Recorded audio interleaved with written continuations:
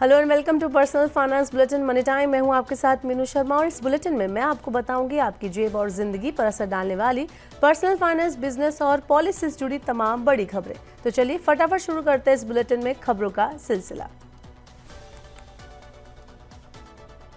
अगर आपने वित्त वर्ष 2022-23 यानी असेसमेंट ईयर 2023-24 के लिए समय पर इनकम टैक्स रिटर्न यानी आईटीआर भरा है लेकिन अब तक रिफंड आपको नहीं मिला है या कोई और पुराना पेंडिंग रिफंड है तो आपके लिए एक अच्छी खबर है। दरअसल इनकम टैक्स विभाग ने 9 जून 2025 को एक आदेश जारी किया है जिसमें कहा गया है कि ऐसे आईटीआर जो समय रहते भरे गए थे लेकिन प्रोसेस नहीं हो पाए उन्हें अब 30 नवंबर 2025 तक प्रोसेस कर दिया जाएगा। ये फैसला उन सभी टैक्स पेयर्स के लिए राहत लेकर आया है जिन्होंने 31 जुलाई 2023 तक अपना आईटीआर भर दिया था लेकिन अभी तक ना तो रिफंड मिला, ना टैक्स डिमांड आई और ना ही कोई सूचना। अब इन आईटीआर को प्रोसेस किया जा सकता है। आपको बता दें कि इनकम टैक्स एक्ट 1961 के अनुसार किसी भी फाइनेंशियल ईयर का आईटीआर प्रोसेस करने के लिए 9 महीने की डेडलाइन होती है।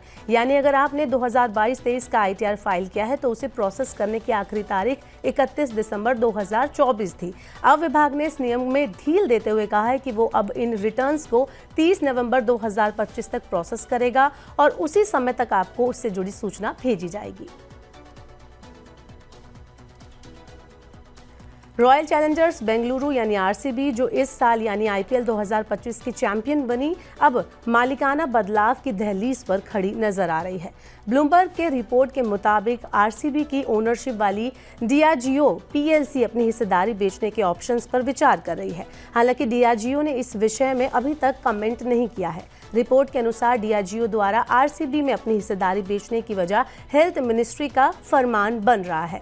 भारत का स्वास्थ्य मंत्रालय आईपीएल में शराब और तंबाकू प्रोडक्ट के प्रचार पर बैन करने की दिशा में एक्टिव है। मंत्रालय चाहता है कि खिलाड़ी भी किसी भी तरह के अनहेल्दी प्रोडक्ट के इनडायरेक्ट प्रचार से दूरी बनाए रखें। भारत में पहले से ही शराब और तंबाकू के सीधे तौर पर विज्ञापन बैन है, लेकिन बड़ी कंपनियां अक्सर सॉफ्ट ड्रिंक या अन्य ब्रांड नेम्स के जरिए अपने प्रोडक्ट का इनडायरेक्ट प्रमोशन कराती रहती हैं। इसे लेकर अब हेल्थ मिनिस्ट्री सख्ती के मूड में है और डियाजियो पीएलसी शराब कारोबार के बिजनेस में है। इसे देखते हुए डियाजियो अपनी हिस्सेदारी बेचने के विकल्प तलाश रही है। डियाजियो ने इस विषय में अभी तक कोई ऑफिशियल कमेंट करने से इनकार कर दिया है और यूनाइटेड स्पिरिट की ओर से फिलहाल कोई जवाब नहीं आया है। बढ़ते हैं आगे। भारत की दिग्गज गैर बैंकिंग वित्तीय कंपनी बजाज फाइनेंस लिमिटेड ने अपने शेयरधारकों को डबल तोहफा दिया है। कंपनी ने अपने शेयरधारकों के लिए बोनस शेयर और स्टॉक स्प्लिट की घोषणा की है। कंपनी ने ऐलान किया है कि वो प्रत्येक शेयर के बदले 4 बोनस शेयर देगी। यानी अगर आपके पास कंपनी का 1 शेयर है तो आपको 4 एक्स्ट्रा शेयर मुफ्त में मिलेंगे। इसके अलावा स्टॉक स्प्लिट के तहत कंपनी अपने ₹2 फेस मूल्य वाले 1 शेयर को 2 शेयरों में बांटेगी, जिससे इसकी फेस वैल्यू ₹1 हो जाएगी। स्टॉक स्प्लिट से छोटे निवेशक आकर्षित होंगे। बजाज फाइनेंस ने इसके लिए रिकॉर्ड डेट 16 जून तय की है। बजाज फाइनेंस के शेयर आज 0.73% की गिरावट के साथ ₹9,537 पर कारोबार कर रहे हैं, लेकिन पिछले 1 महीने में इसने 6% की बढ़त हासिल की है। 2025 में अब तक ये शेयर 38% बढ़ चुका है, जिसने इसे निफ्टी 50 इंडेक्स के सबसे शानदार परफॉर्मर करने वाले शेयर में शामिल कर दिया है। बढ़ते हैं खबरों में आगे और आपको बताते हैं आईपीओ से जुड़ी खबर। पंप और मोटर बनाने वाली कंपनी ओसवाल पंप्स का आईपीओ पब्लिक सब्सक्रिप्शन के लिए 13 जून 2025 को खुल रहा है। इसे 17 जून 2025 तक सब्सक्राइब किया जा सकता है। कंपनी ने आईपीओ के लिए प्राइस बैंड 584 से ₹614 प्रति शेयर तय किया है।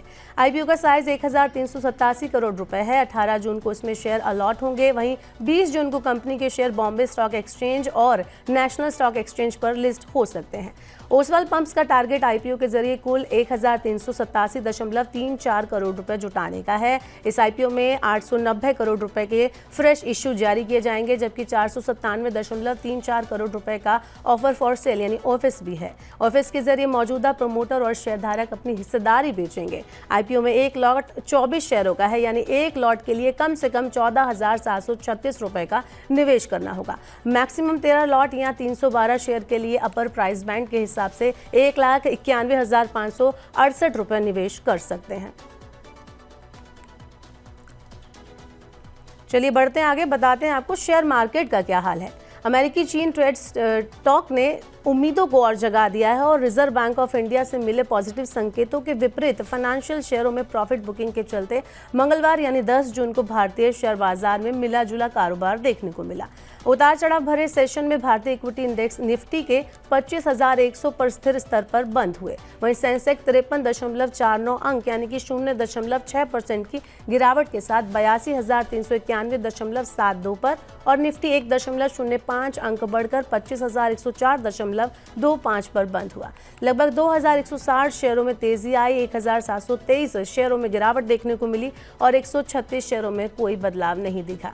निफ्टी में सबसे ज्यादा तेजी वाले शेयरों में Grasim industries, doctor Reddy's labs, tech Mahindra, Tata motors, Infosys शामिल रहे। जबकि नुकसान वाले शेयरों की बात करें तो Trent, Asian paints, Bajaj finance, Tata steel, Bajaj Finserv यहां पर देखने को मिले।